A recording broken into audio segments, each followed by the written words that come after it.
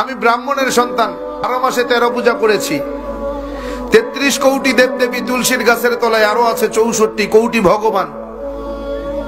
আমি 21 বছর গবেষণা করে বেদ, পুরাণ, রামায়ণ, মহাভারত, জেন্দাবেস্তা, স্মৃতি শ্রুতি, মনুসংহিতা, শ্রীমদ ভাগবত গীতা, রাজভোগ আর কালীভোগ ছাড়াও অসংখ্য কিতাবাদির উপরে, সংস্কৃত ভাষার উপরে পাণ্ডিত্য অর্জন করে ডিগ্রি নিয়ে 44,441 খানা মন্ত্র পড়ে 30,000 মন্ত্র মুখস্থ করে দেখলাম তাদের ধর্মগ্রন্থে কোথাও নেই তার কোনো প্রমাণ।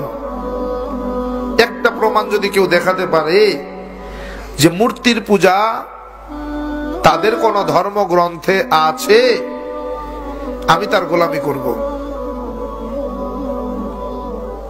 একটা মন্ত্র যদি দেখাতে পারে, তাদের বেদ বলেন না আসতে প্রতিমা আসতে, আমি সৃষ্টিকর্তা ঈশ্বরের কোন প্রতিমূর্তি নাই, প্রতিচ্ছবি নাই, আকার নাই, আকৃতি নাই, আমাকে দেখা যায় না, ধরা যায় না, ছোঁয়া যায় না, আমি লাল, নীল, হলুদ নাকি সবুজ তা বুঝাও।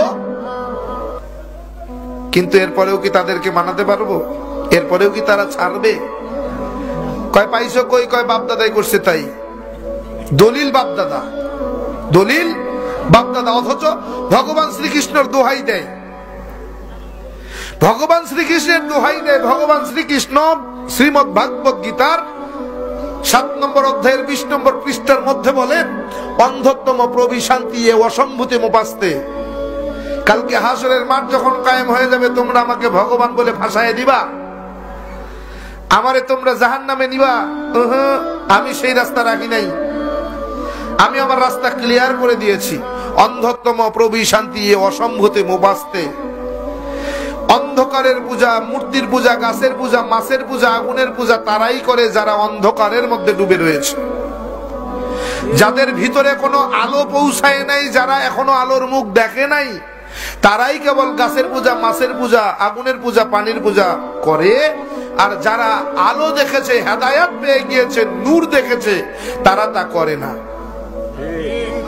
কেমনে বুঝাবেন ওরে? ও ভাই, ইসলাম কিন্তু এমনি গ্রহণ করি নাই, যাচাই বাছাই করে গবেষণা করে তারপরে মুসলমান হয়েছি।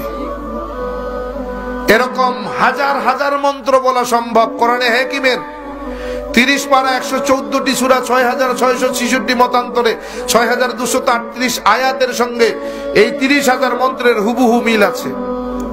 কোরআনে হাকিমের প্রত্যেকটি আয়াতের সঙ্গে কয়েক শত মন্ত্র পাঠ করে শোনানো সম্ভব।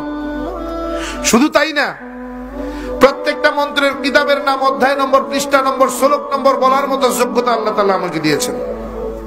এমনি মুসলমান হই নাই, যাচাই বাছাই করে দেখছি পৃথিবীতে যদি কোনো শ্রেষ্ঠ ধর্ম থাকে সেটার নাম ইসলাম। সৃষ্টিকর্তা আল্লাহর পছন্দনীয় যদি কোনো জীবন বিধান থাকে সেটার নাম ইসলাম। ইন্নাদ দীনা ইনদাল্লাহিল ইসলাম। তারা বলেন ইদাং ইসলানাং ওয়াসাং ইল্লাল্লাহ। তাদের ধর্মগ্রন্থ বলে ইদাং ইসলানাং ওয়াসাং ইল্লাল্লাহ। ইদাং হলো দিন, ইসলানাং হলো ইসলাম, ওয়াসাং হলো পছন্দনীয় বা পছন্দ করা, ইল্লাল্লাহ হলো সৃষ্টিকর্তা। বোঝা গেল সৃষ্টিকর্তার পছন্দ করা ধর্মের নাম কি? ইসলাম। তাআলা করেন